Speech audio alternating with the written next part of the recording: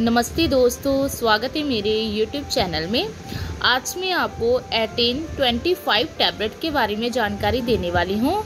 हम इस वीडियो में जानेंगे कि इसका वर्क क्या है, इसमें क्या कंपोजिशन पाए गए हैं, इसके यूजेस क्या हैं, इसकी डोज क्या है, इसके साइड इफेक्ट्स क्या हैं और इसकी सेफ्टी एडवाइस क्या है। इस वीडियो में हम फुल डिटेल में इन सब चीज़ों के बारे में जानेंगे। चलिए वीडियो को शुरू करते हैं। सबसे पहले हम जानते हैं कि जो एटेन 25 mg टैबलेट है, इसमें क्या कंपोजिशन पाया गया है।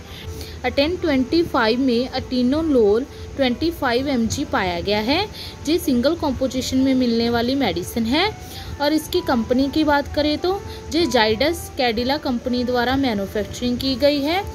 इसके प्राइस की बात करें तो कि 1 स्टिप का प्राइस है 27 रुपीज़। आपको इसकी 1 स्टिप में 14 टैबलेट्स मिल जाएंगी, जो डेज में डिवाइड कर पेशेंट को दी जाती है। इसको पेशेंट फ्रेंडली पैक भी कहा जाता है। चलिए अब हम इसके वर्क के बारे में जान लेते हैं कि जो इसमें कंपोजिशन पाए गए हैं ये कैसे वर्क करते हैं। जो एटेन 25 है ये सिंगल कंपोजिशन में मिलने वाली मेडिसिन है। इसमें जो एटेनोलोल पाया गया है ये बिलोंग करता है बीटा ब्लॉकर्स की क्लास को, जो कि वर्क क्या करता है, ब्लॉकिंग करता है action of certain chemical messengers को जो कि बॉडी में होते हैं, जैसे कि एपिनेफ्रिन ऑन द हार्ट और ब्लड वेसल्स, जिससे कि लोअर हो जाता है ब्लड प्रेशर और हार्ट रेट, और जो हार्ट पे स्ट्रेन होता है वो भी कम हो जाता है। चलिए अब हम इसके यूजेस के बारे में जान लेते हैं कि हम इसको किन कंडीशन में पेशेंट को दे सकते हैं। एटेन 25 टैबलेट को आप मैनेजमेंट ऑफ हाइपरटेंशन मीन्स किसी पेशेंट का ब्लड प्रेशर ज़्यादा रहता है तो उसको ठीक करने के लिए इसको यूज़ किया जाता है। हाइपरटेंशन की वजह से क्या होता है, जो ब्लड वेसल्स होती हैं वो डैमेज हो सकती हैं और सीरियस हार्ट कंडीशंस में हार्ट अटैक और स्ट्रोक आने के चांसेस हो जाते हैं। ये हेल्प करता है ब्लड वेसल्स को रिलैक्स करने में और रिड्यूस करता है ब्लड प्रेशर को। सेकेंडली इसको management of angina pectoris. Angina pectoris क्या होता है, चेस्ट पेन होती है और डिस्कम्फर्ट होता है जब हार्ट तक ब्लड का फ्लो प्रॉपर तरीके से नहीं जाता है। ये तब होता है जब ब्लड वेसल्स नैरो हो जाती है या फिर ब्लॉक हो जाती हैं। एटेनोलोल क्या करता है, रिलैक्स करता है ब्लड वेसल्स को, जिससे कि इम्प्रूव हो जाता है ब्लड फ्लो हार्ट तक।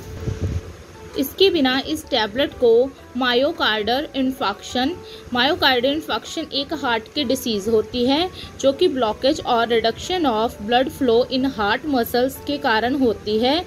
इसके कारण हार्ट के जो टिश्यू होते हैं वो डैमेज हो जाते हैं। एटेनोलोल हेल्प करता है, नॉर्मलाइज करता है ब्लड प्रेशर को अगर वो हाई है, और रिड्यूस करता है हार्ट की स्टेन को, जिससे कि हार्ट अटैक का जो रिस्क होता है वो कम हो जाता है।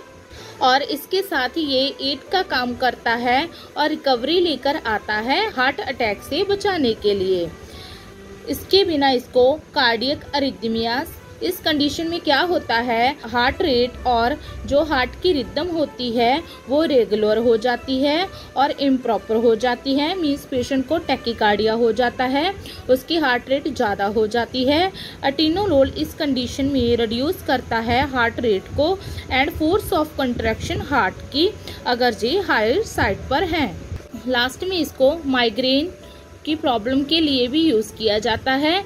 इसमें क्या होता है, ये चेंज कर देती है इलेक्ट्रिक एक्टिविटी को, जो कि ब्रेन में रिड्यूस करती है ब्लड फ्लो को और इंक्रीज करती है एक्टिविटी रीजन ऑफ ब्रेन।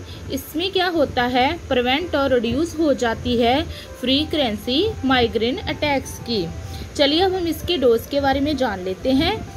जो एटेनोलोल टैबलेट है इसकी जो डोज और ड्यूरेशन होती है वो पेशेंट की हेल्थ कंडीशन, उसकी एज और सेक्स पर डिपेंड करती है। अदरवाइज इस टैबलेट को डॉक्टर दिन में 1 बार या दिन में 2 बार भी प्रिस्क्राइब करते हैं। इस टैबलेट को आप खाना खाने से पहले या फिर बाद में ले सकते हैं, लेकिन बेटर रिजल्ट के लिए आप हमेशा इसे खाना खाने के बाद लें। इस टैबलेट को लेते समय कभी भी एप्पल और ऑरेंज जूस का सेवन नहीं करना है। इससे क्या होता है, जो एप्पल जूस और ऑरेंज जूस होते हैं वो इस टैबलेट को जल्दी अब्जॉर्ब कर लेते हैं। तो हमेशा अपनी याद रखना है, इस टैबलेट को लेने के 3 से 4 घंटे के बाद आपने इस जूस का सेवन नहीं करना है। चलिए अब हम इसके साइड इफ़ेक्ट्स के बारे में जान लेते हैं। इस टैबलेट के साइड इफ़ेक्ट्स हैं ब्लरिड विजन मीन्स धुंधला दिखाई देना, स्वेटिंग आना, कोल्ड हैंड्स और फुट मीन्स आपके पैर और हाथ ठंडे हो जाना, लो ब्लड प्रेशर हो जाना, स्लो हार्ट रेट हो जाना, डिजीनेस होना, डायरिया होना, या फिर इंक्रीज थर्स्ट मीन्स आपकी प्यास बढ़ जाना। लास्ट में इसकी कुछ सेफ्टी एडवाइस के बारे में जान लेते हैं। इसके सेफ्टी एडवाइस हैं अवॉइड ड्रिंकिंग अल्कोहल मीन्स अगर आप अल्कोहल का सेवन कर रहे हैं तो आपने इस टैबलेट का यूज़ नहीं करना है।